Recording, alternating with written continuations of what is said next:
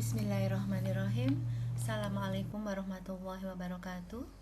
Bertemu kembali dengan Ibu Suci Hasanah pada materi infeksi dan inflamasi. Mungkin Anda tidak asing lagi sering mendengar istilah infeksi dan juga inflamasi atau biasa disebut dengan peradangan. Nah, kali ini mari kita belajar hal tersebut terkait dengan patofisiologinya. Infeksi. Apa itu infeksi? Infeksi adalah suatu proses invasif oleh mikroorganisme. Jadi organisme itu masuk ke dalam tubuh dan berproliferasi, berkembang di dalam tubuh yang pada akhirnya menyebabkan sakit. Infeksi tubuh oleh mikroorganisme ini membuat si mikroorganisme ini berkembang di dalam jaringan tubuh. Sedangkan penyakit infeksi adalah penyakit yang disebabkan karena masuknya bibit penyakit atau mikroorganisme tadi. Penyakit dapat menular dari satu orang ke orang lain. Ini tergantung pada mikroorganisme penyebab penyakit tersebut. Penyebab utama infeksi diantaranya adalah bakteri dan jasad hidup atau organisme. Kuman-kuman ini pada akhirnya menyebar dengan berbagai cara dan dengan bantuan vektor atau pembawa. Misalnya infeksi oleh virus dengue. Vektor atau pembawa virus dengue adalah nyamuk Aedes aegypti. Contoh penyakit infeksi sebab bakteri. Misal di sini adalah TBC atau tuberkulosis. TBC ini ditularkan melalui udara oleh Mycobacterium tuberculosis. Lalu tetanus. Tetanus ini melalui luka yang kotor. Mencret atau diare. Ini penyebabnya bisa dibawa oleh lalat atau air dan jari tangan kita yang kotor atau terkontaminasi. Pneumonia lewat batuk atau udara. Gonore dan sifilis ini melalui hubungan intim. Sakit telinga ini bisa berkaitan dengan salesma atau masuk angin dan pilek. Nah, sekarang yang sedang ramai corona. Nah, silahkan. Ya, corona itu sebabnya bakteri ataukah sebabnya virus? Ya, tentunya sudah tidak asing lagi kan. Corona itu bukan disebabkan oleh bakteri, tapi disebabkan oleh virus. Dan ini pun termasuk penyakit infeksi. Contoh penyakit infeksi sebab jamur yaitu kurap, kutu air, gatal-gatal pada lipatan paha. Ini ditularkan melalui sentuhan atau dari pakaian yang dipakai secara bergantian. Contoh penyakit infeksi sebab parasit internal. Contohnya adalah disentri, dia ditularkan dari kotoran ke mulut. Lalu malaria. Malaria ini melalui gigitan nyamuk. Ya, silakan dicari ya nyamuknya apa, tentunya bukan asing lagi kan, kita sudah sering mendengarkan. Yang berikutnya adalah contoh penyakit infeksi sebab parasit eksternal. Contohnya kutu rambut, kutu hewan, kutu busuk berupa kudis. Penularannya dari orang-orang yang telah terinfeksi atau melalui pakaian. Perhatikan bagan ini. Bagan ini merupakan gambaran rantai infeksi yang menggambarkan bagaimana infeksi itu bisa terjadi. Dimulai dari penyebab infeksi yang berada pada sumber. Sumbernya bisa manusia, air dan larutan, obat-obatan ataupun peralatan yang terkontaminasi oleh mikroorganisme, baik itu bakteri, jamur, virus ataupun parasit. Yang selanjutnya mikroorganisme ini keluar melalui ekskreta, sekreta atau tetesan. Lalu dia akan menularkan dengan cara penularan baik melalui kontak langsung maupun kontak tidak langsung, maupun melalui tetesan, melalui udara, benda atau vektor. Selanjutnya masuk ke dalam tubuh penjamu, dalam hal ini adalah kita manusia. Dengan tempat masuknya bisa lapisan mukosa, luka, saluran pencernaan, saluran perkemihan maupun saluran pernafasan dan yang lainnya. Selanjutnya penjamu yang rentan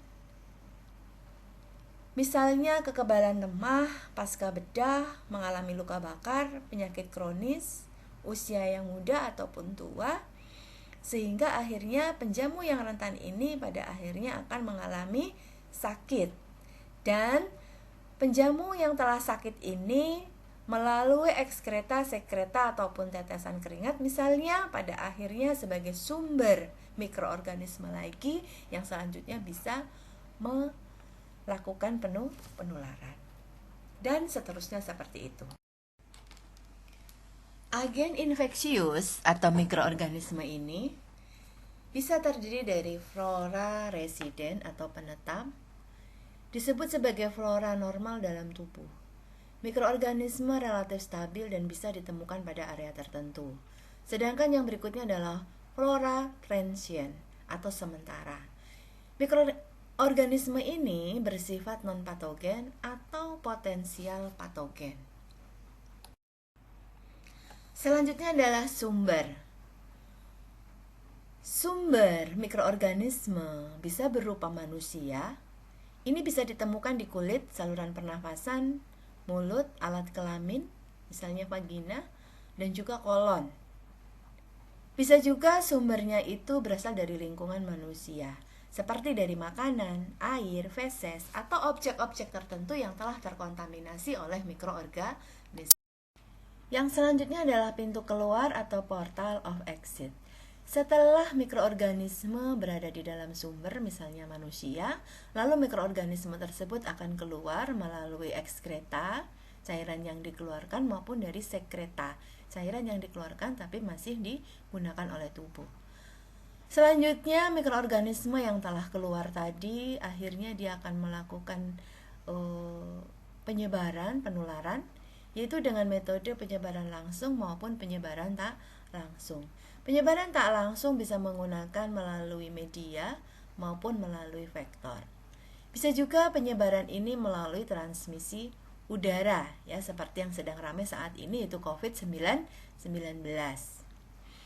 Berikutnya pintu masuk. Pintu masuk atau sering disebut sebagai portal of entry. Masuk mikroorganisme tadi bisa melalui mulut, melalui hidung, mukosa mulut, saluran pencernaan, saluran perkemihan, saluran pernafasan, ya, seperti COVID-19 ini. Sehingga akhirnya dia masuk ke dalam tubuh penjamu, dalam hal ini manusia. Dan host pest atau penjamu yang rentan ini pada akhirnya dia akan mengalami sakit. Cara penyebaran dan sifat penyakit infeksi. Mekanisme transmisi mikroba patogen ke penjamu yang rentan atau susceptible host melalui dua cara. Yang pertama adalah transmisi langsung atau direct transmission, penularan langsung oleh mikroba patogen ke pintu masuk yang sesuai dari penjamu. Sebagai contoh adalah adanya sentuhan, gigitan, ciuman, atau adanya droplet nuklei saat bersin, batuk, berbicara, atau saat transfusi darah dengan darah yang terkontaminasi mikroba patogen. Yang kedua adalah transmisi tidak langsung atau indirect transmission, penularan mikroba patogen yang memerlukan adanya media perantara, baik berupa barang atau bahan, air, udara, makanan, minuman, maupun vektor. Misalnya adalah melalui nyamuk. Ya, contohnya adalah nyamuk Aedes aegypti. Nyamuk ini sebagai perantara atau vektor daripada virus dengue. Yang selanjutnya adalah chain of transmission in infection disease atau bagaimana rantai transmisi daripada penyakit infeksi. Ya, menurut Grimes dijelaskan bahwa transmisi faktor terdiri dari patogennya. Dalam hal ini adalah mikroorganismenya. Misalnya virus, Mycoplasmata, bakteri, Rickettsia, Chlamydia, agen protozoa, dan jamur. Lalu ada reservoir humannya, ada penjamunya. Dalam hal ini misalnya adalah manusia. Sehingga manusia dengan sistem kekebalan yang rendah akan mengalami sakit. Muncullah tanda dan gejala. Mulai dari clinical case, subclinical case, dan akhirnya dia pembawa karir. Lalu yang berikutnya adalah portal of exit. Mikroorganisme tadi akhirnya masih dikeluarkan melalui genitourinaria, gastrointestinal, dan respiratory tractus. Bisa melalui rongga mulut, bisa juga melalui lesi atau luka yang terbuka, melalui darah, melalui sekresi vagina, semen, atau melalui sekresi yang lain seperti urin dan feses. Transmission change factor berikutnya adalah penularan, baik secara langsung maupun secara tidak langsung, dan sebelumnya sudah dijelaskan seperti tadi sudah disampaikan, sehingga silahkan nanti Anda baca lagi slide ini. Termasuk di sini adalah bagaimana faktor masuknya kuman atau mikroorganisme. Bisa melalui ingesti, inhalasi, percutaneous, injection, transplacental entry, mucous membran. Dan ini juga sudah dijelaskan tadi. Lalu faktor yang berikutnya adalah susceptible host. Dengan specific immune reaction, non-specific body defense, defenses. Host karakteristik meliputi age, sex, ethnic group, heredity, behaviors, lalu environmental and general health status. Faktor-faktor yang meningkatkan kerentanan terhadap infeksi pada penjamu diantaranya adalah usia. Semakin muda, misalnya bayi, anak kecil, itu rentan terhadap infeksi. Dan sebaliknya, semakin tua, misalnya para lansia, itu juga rentan terhadap infeksi. Lalu hereditas. Kemudian status imunisasi, terapi yang dijalani. Misalnya orang-orang dengan terapi kortikosteroid ini lebih mudah untuk terinfeksi. Status nutrisi, kelelahan, stres, ini juga mudah mengalami